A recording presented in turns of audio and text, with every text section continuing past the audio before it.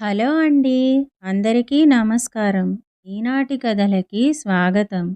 ఈరోజు మనం 'సకలయ్య సలహా' అనే చందమామ కథని చెప్పుకుందాం. గట్టుపల్లి అనే గ్రామంలో ప్రతి శుక్రవారం పశువుల సంత జరుగుతుండేది. ఆ సంత మేలుజాతి పశువుల అమ్మకానికి, కొనుగోలుకు చాలా ప్రసిద్ధి చెందింది. ఒకసారి శివానందం అనే దూర గ్రామపు రైతు ఎడ్ల జతను కొనేందుకు బయలుదేరి గురువారం రాత్రికి గట్టుపల్లి చేరి ఆ రాత్రికి గ్రామ సత్రంలో బస చేశాడు. అక్కడ అంతగా దొంగల భయం లేకపోయినా ఈడించి మేలంచమన్నారనుకుంటూ తన దగ్గరున్న 500 రూపాయలను దాచమని సత్రం యజమాని దేవయ్యకిచ్చాడు. తెల్లవారాక శివానందం పశువుల సంతకు బయలుదేరుతూ దేవయ్యను తన 500 రూపాయలు ఇవ్వమని అడిగాడు. దేవయ్య లేని ఆశ్చర్యాన్ని నటిస్తూ 500 నా దగ్గర దాచావా? నువ్వు అమాయకుడివా లేక నన్ను అమాయకుడనుకుంటున్నావా? అన్నాడు. ఆ జవాబుకు శివానందం విలవిల్లాడిపోతూ ఇంతకు తమరనేదేమిటి? రాత్రి తమకు దాచమని 500 రూపాయలు ఇవ్వలేదంటారా? అని అడిగాడు. అవును, నేననేది అదే.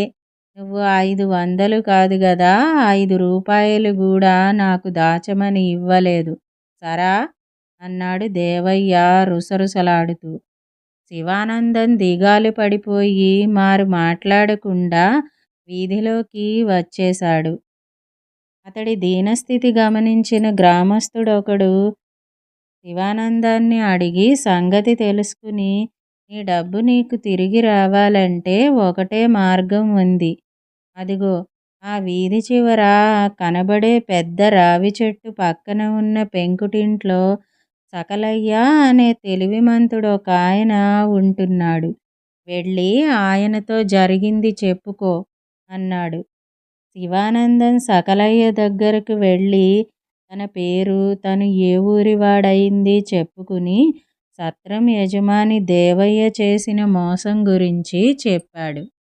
అంతా విన్న సకలయ్య ఆ దేవయ్యను ఎరిగిన వాళ్ళందరూ అతడంతగా నమ్మదగిన మనిషి కాదని అంటున్నారు.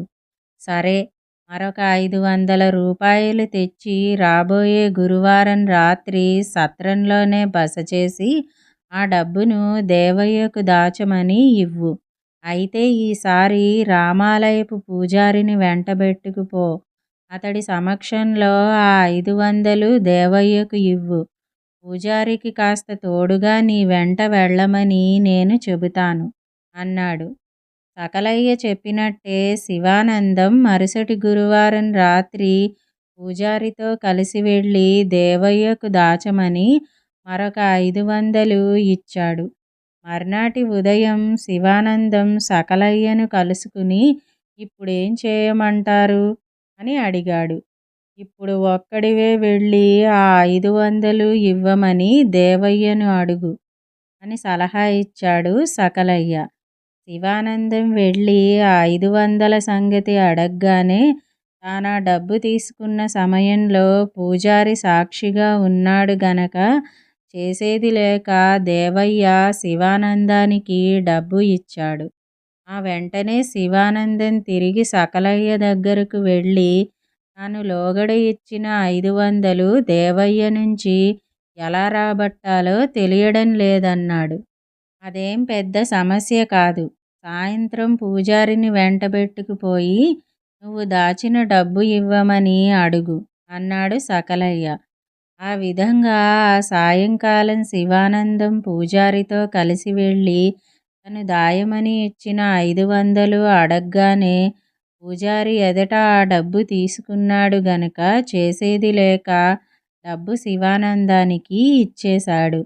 శివానందం సంతోషంగా సకలయ్య వద్దకు వచ్చి తన డబ్బు వసూలయ్యే మార్గం చెప్పినందుకు అతడికి తన కృతజ్ఞతలు చెప్పుకుని అతడి సాయం ఎన్నటికీ మరచిపోలేనన్నాడు.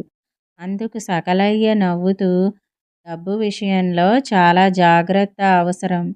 దొంగలు, మోసగాళ్ళు అడవుల్లోనూ కొండల్లోనే కాదు సత్రాల్లో, వీధుల్లో కూడా ఉంటారు అన్నాడు.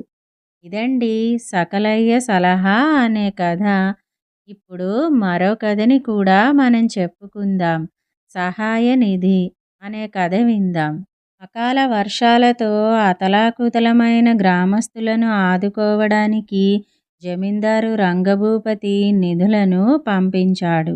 నిధులను అందుకున్న ప్రజలందరూ సంతోషించారు గాని రాయవరం గ్రామస్తులకు మాత్రం అసలు సహాయం అందలేదని తెలియవచ్చింది.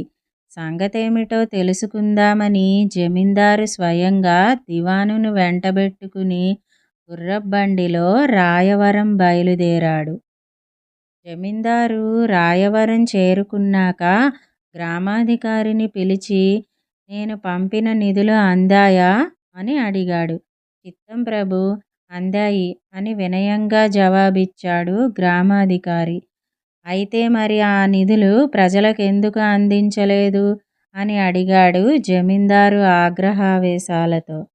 దానికి గ్రామాధికారి, శాంతించండి ప్రభూ, ఈ ఊళ్ళో పునరావాస కార్యక్రమాలను, సహాయ నిధుల కింద తమరు పంపిన సొమ్ము, ఆహార ధాన్యాలను రవిచంద్రుడు అనే యువకుడు పర్యవేక్షిస్తున్నాడు. అతడు చాలా చురుకైనవాడు, సమర్థుడు. ఊరిని ఒక్క తాటి మీద నడిపిస్తున్నాడు. పదండి వెళ్ళి అతన్ని కలుసుకుందాం అని చెప్పాడు. జమీందారు సరేనన్నాడు. హుటాహుటిన బయలుదేరి రవిచంద్రుడు ఉన్న చోటికి వెళ్ళారు. తీరా వెళ్ళి చూస్తే రవిచంద్రుడు చాలా చిన్న వయసువాడు, 18 ఏళ్ల కుర్రవాడు. జమీందారు అక్కడికి వెళ్ళిన సమయానికి గ్రామంలో చాలామంది కూలిపోయిన ఇళ్లను బాగుచేయడంలో నిమగ్నులై ఉన్నారు. వాళ్లతో కలిసి పనిచేస్తున్న రవిచంద్రుడిని దగ్గరికి పిలిచి బాధితులకు అందచేయమని పంపిన ధనధాన్యాలను ఇంట్లో దాచుకుని కాలే కడుపులతో వాళ్ల చేత పనులు చేయిస్తున్నావేమిటి అని నిలదీశాడు జమీందారు కోపంగా. ప్రభువులు క్షమించాలి, 200 గడప ఉన్న మా గ్రామంలో గాలివానకు 50కి పైగా ఇళ్ళు నేలమట్టమయ్యాయి. వాటిని వెంటనే నిర్మించుకోవడం మామూలు కుటుంబీకులకు సాధ్యమయ్యే పని కాదు. అందువల్ల పనిచేయగల వాళ్ల చేత ఇల్లు బాగు చేయించే పనులు చేయిస్తున్నాను. సాయంకాలానికి వాళ్ల శ్రమకు తగ్గ ఫలితాన్ని తమరు పంపిన నిధి నుంచి తీసి ఇస్తున్నాను. ఇలా చేయడం వల్ల త్వరలోనే ఇళ్ళు తయారు కావడంతో పాటు గ్రామస్తుల మధ్య సంఘీభావం పెరగగలదని ఆశిస్తున్నాను. ఊరికే అందే సహాయం వల్ల అలసత్వం, సోమరితనం పెరగడం తప్ప శాశ్వత ప్రయోజనాలేవీ ఒరగవు కదా అన్నాడు రవిచంద్రుడు వినయంగా. జమీందారు నవ్వుతూ, పసివాడివైనా విద్యావంతుడివనిపించుకున్నావు, మనసారా అభినందిస్తున్నాను అంటూ మెడలోని ముత్యాల హారాన్ని తీసి అతనికి బహూకరించి తృప్తిగా అక్కడి నుంచి బయలుదేరాడు. ఇదండి 'సహాయ నిధి' అనే కథ. ఈ 2 కథలు గనుక మీకు నచ్చినట్టయితే లైక్, షేర్, కామెంట్ చేయండి. మరిన్ని మంచి కథల కోసం మా ఛానల్ను సబ్స్క్రైబ్ చేసుకోండి. మళ్ళీ మరొక మంచి కథతో కలుసుకుందాం. అంతవరకు వింటూనే ఉండండి ఈనాటి కథలు.